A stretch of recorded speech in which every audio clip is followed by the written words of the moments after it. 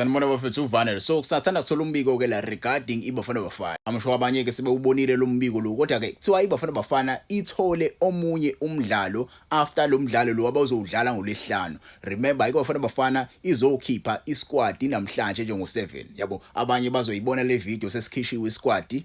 Ifike usosibonile isquad esizokhishwa namhlanje ungitshela ukuthi ke uhappy kanjani isquad sesikhishiwe. Ngiyazi ke asikakakhishwa. Amusho abantu abaningi bazoyibona le video sesikhishiwe isquad. Kodwa ke isithole omunye umdlalo. Remember ke next month ngomhla ka11 June iBafana Bafana iyodlala against iMexico. Siyovula iFIFA 2026 World Cup. Ezobe ile eAmerica, iseCanada nase-USA. So thina siyodlala neMexico umdlalo wokuqala. Yabo. So igame esoyidlala ngolesihlanu siyodlala nje a friendly match ne-country ababiza ngeNicaragua. Yabo eyale ko-CONCACAF. Sesithole another CONCACAF nation okuyini na okuyiJamaica. Kuyangijabulisa kakhulu ke ukuthola a club like iJamaica. It's not a club, it's a country. A country like iJamaica bafethu yodlala a friendly match with iJamaica. But ke akakabi 100% on the contract. Kuthiwa nje kusele kancane ukuthi ke iFederation yakhona eJamaica ukuthi ke isayine ukuze iBafana Bafana ithole i-friendly match against iJamaica bafethu. Remember ke iJamaica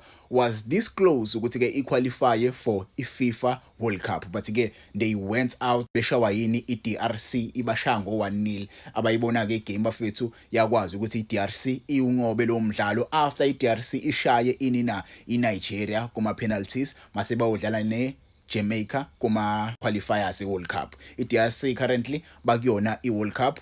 iJamaica yona ikwazanga ukuthi qualify. So thina sifuna ukuyodlala umdlalo nabo we-friendly nje just ke ukuyivocavoca before sidlale umdlalo against iMexico. So because mina ngokwami I think iBafana Bafana vele yawadinga ama games. So a country like ibanina iJamaica country right kakhulu ukuthi sivocavoce nayo because country ejwayele vele ukudlala nabo Mexico. Yabo they are in the same CONCACAF region. Yabo I like thinking yabanina ka Hugo Bros ne department ekhona vele lapha kuBafana Bafana because mase ubenje lama friendly matches mathathu ama team esesidlale nawo so far. I know our record is strong, but ke mase ubheke sizama ukubheka indlela ngazi ngayibeka kanjani.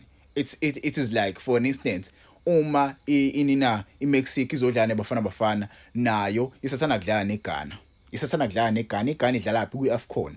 Nathi kumele silande ama team ako CONCACAF, ama team ajwayele vele ukudlala naye iMexico. Sibone ukuthi okay thina nje siyodlala nale team sizodlala kanjani. Sisazi ukuthi ke mase siyodlala nalaba sazi ukuthi okay nale sidlala nama team amathathu badlale kanje. So nathi kumele siyodlala the similar way indlela abadlale ngakhona.